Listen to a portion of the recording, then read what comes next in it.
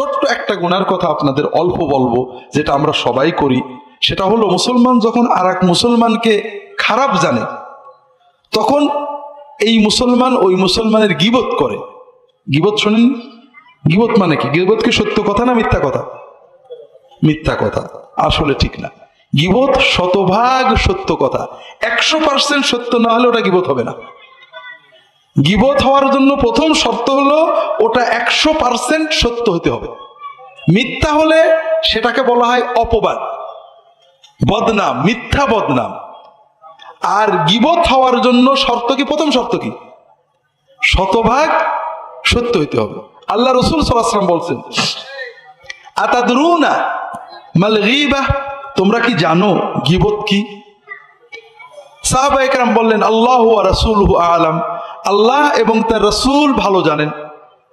তখন রাসূলুল্লাহ সাল্লাল্লাহু আলাইহি ওয়াসাল্লাম বললেন, যিকরুকা আখাকা বিমা ইয়াকরাহু, তোমার ভাইয়ের গায়বাতে, অনুপস্থিতিতে তোমার ভাই সম্পর্কে এমন কথা বলবে, ওই কথাটা সে যদি জানে তার কষ্ট লাগবে।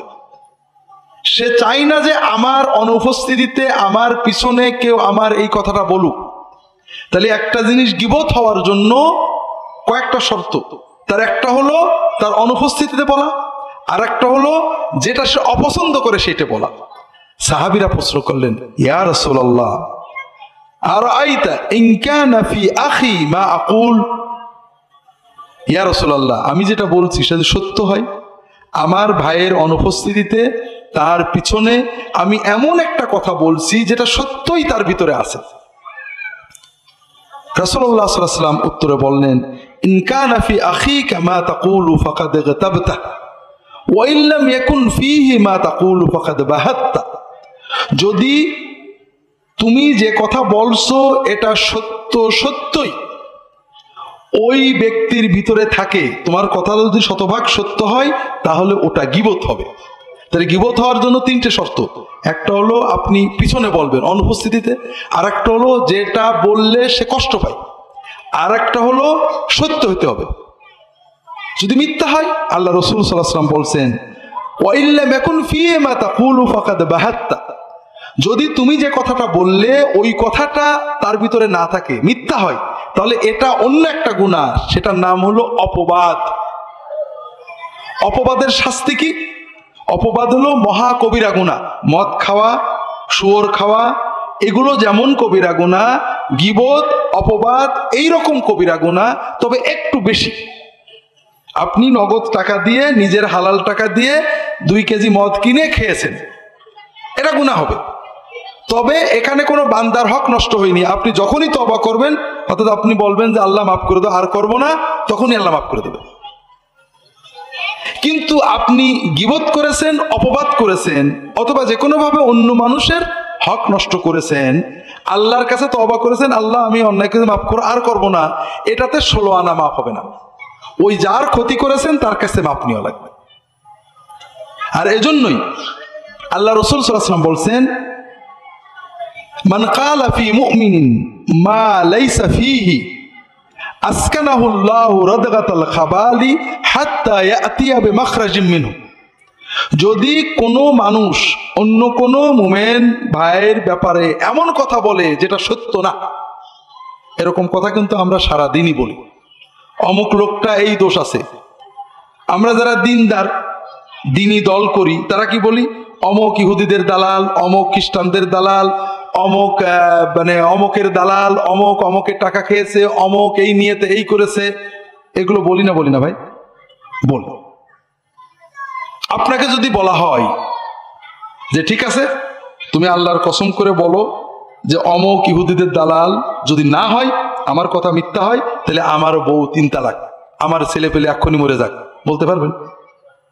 তাহলে আপনিও নিশ্চিত না, ঠিক না? আপনি আন্দাজে বললেন না? আন্দাজে বললেন। কিয়ামতের দিন আল্লাহ আপনাকে একটা চান্স দেবে। কি বলবে? যে বান্দা, তুমি দুনিয়াতে আমার অমুক বান্দার ব্যাপারে এই কথাটা বলেছিলে সে ইহুদিদের দালাল, খ্রিস্টানদের দালাল, সে গোপনে অমুকের টাকা খায়, সে অমুক কাজ করে, সে এই নিয়েতে এটা করে। এই যে কথাটা বলেছিলে, এটা ডকুমেন্ট আমাকে দাও, দলিল দিবা। আসকানাহুল্লাহু রাদগাতাল খাবালি হাত্তা ইয়াতিয়া বিমাখরাজি মিনহু। যতক্ষণ তুমি দলিল না দিতে পারবে ততক্ষণ আল্লাহ তাআলা ওই বান্দাকে, ওই যে ব্যক্তি অপবাদ করেছিল, মুমিনের নামে মিথ্যাচার করেছিল, আন্দাজে অপবাদ দিয়েছিল, ভিত্তিহীন অপবাদ দিয়েছিল, ওই লোকটাকে জাহান্নামে, জাহান্নামীদের রক্ত, পুজ, পেশাব, পায়খানা যেখানে থাকে ওর ভিতরে তার অবস্থান দিয়ে বলবেন, তুমি যতদিন ডকুমেন্ট না দিতে পারো এখানে থাকো। নাউজুবিল্লাহ বলেন না। এইরকম গুনাহ আমরা করি না, কোনো লাভ আছে ভাই? 2 টাকা লাভ আছে বলেন তো? 2 টাকাও লাভ না ভাই। একটা ভেজাল দিয়ে, ওজনে কম দিয়ে 10 টাকা লাভ করেছেন, দোজকে 10 দিন পড়লেও তো মনের সান্ত্বনা হবে, বাড়িতে বিরিয়ানি খাইছিলাম। এই মিথ্যা অপবাদ দিয়ে কি পাচ্ছি আমরা? এক দল আরেক দলের বিরুদ্ধে, এক মুমিন আরেক মুমিনের বিরুদ্ধে।